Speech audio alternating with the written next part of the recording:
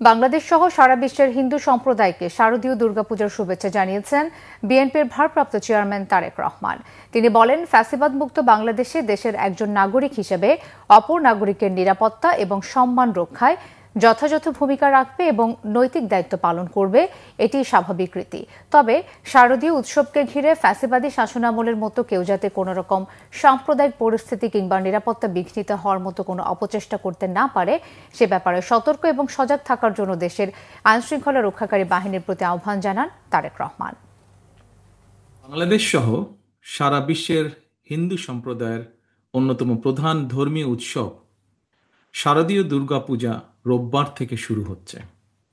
আমি শারদীয় দুর্গাপূজা উপলক্ষে দেশের হিন্দু সম্প্রদায়কে জানাই আন্তরিক শুভেচ্ছা। দেশের বিভিন্ন ধর্মাবলম্বী মানুষ, প্রতিটি গোষ্ঠী, গোত্র, সম্প্রদায় ব্যাপক উৎসাহ উদ্দীপনার সঙ্গে যার যার ধর্ম পালন করবে, ধর্মীয় উৎসব পালন করবে।